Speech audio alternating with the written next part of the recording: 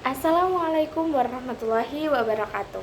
Perkenalkan, saya Cindy Aprilia dengan NIM 315023000114. Di sini saya akan menjelaskan modul ajar pendidikan agama Islam fase C untuk kelas 5 semester genap.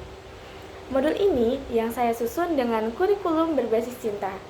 Di sini saya mengambil tema pada bab 9, yaitu ibadah haji dan kurban. Melalui modul ini, kita tidak hanya mengajarkan fikih secara tekstual, tetapi juga menanamkan kesadaran mendalam mengenai peran kita sebagai manusia yaitu sebagai khalifah Allah di bumi yang memikul amanah untuk senantiasa menebarkan kasih sayang. Sebelum masuk ke kelas, modul ini mengajak kita memetakan kesiapan peserta didik terlebih dahulu. Nah, siswa kelas 5 itu sudah dianggap mengenal konsep dasar ibadah dalam Islam. Namun, karena latar belakang keluarga itu mereka beragam, kebutuhan belajarnya pun kita bagi menjadi 3 profil utama. Yang pertama, siswa visual. Mereka akan belajar optimal lewat gambar, video, atau infografis alur haji. Yang kedua, siswa auditori. Itu lebih nyaman penjelasannya dengan diskusi kelompok dan kisah-kisah inspiratif. Yang ketiga, siswa kinestetik. Itu paling mudah memahami dengan simulasi manasik haji dan praktik berbagi.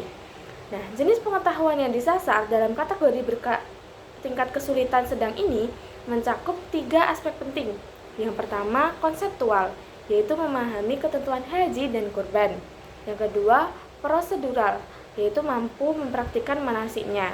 Yang ketiga, afektif, menumbuhkan sikap rela berkorban, keikhlasan, serta persatuan sebagai wujud cinta kita kepada Allah dan sesama manusia.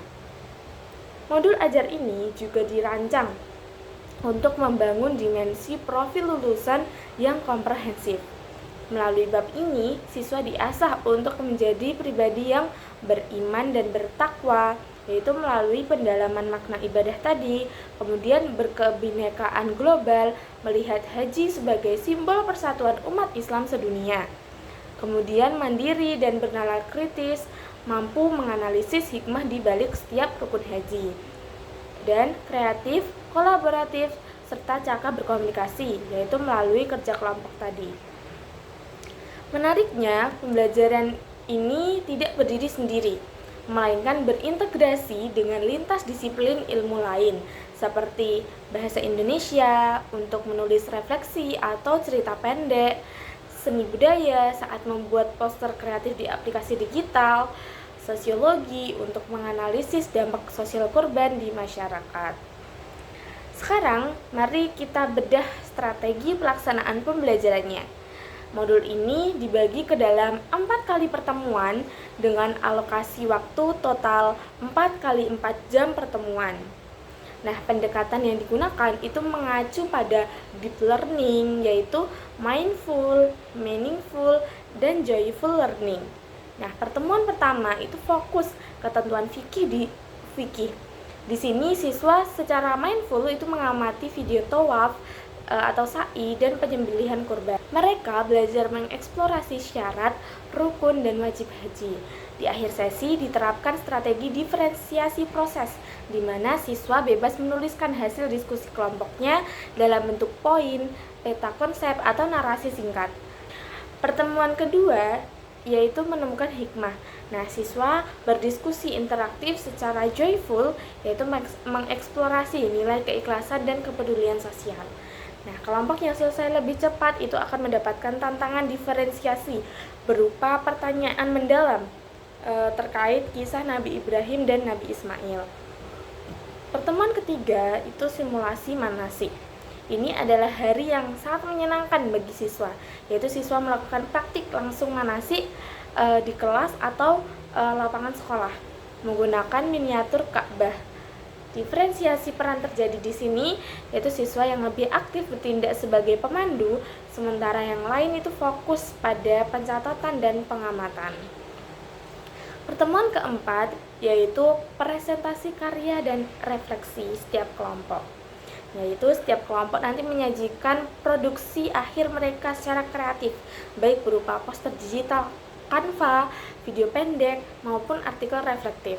Nah, sesi ditutup dengan muhasabah atau refleksi mendalam mengenai komitmen nyata siswa untuk mengamalkan nilai pengorbanan di kehidupan sehari-hari.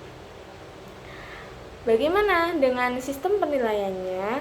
Nah, modul ini menerapkan asesmen otentik yang berkelanjutan, terbagi menjadi satu asesmen formatif, yaitu selama proses menggunakan teknik observasi, partisipasi diskusi, jurnal belajar atau refleksi diri siswa, kemudian kuis interaktif, yaitu menggunakan platform digital seperti kuis atau Kahoot agar suasana tetap menyenangkan.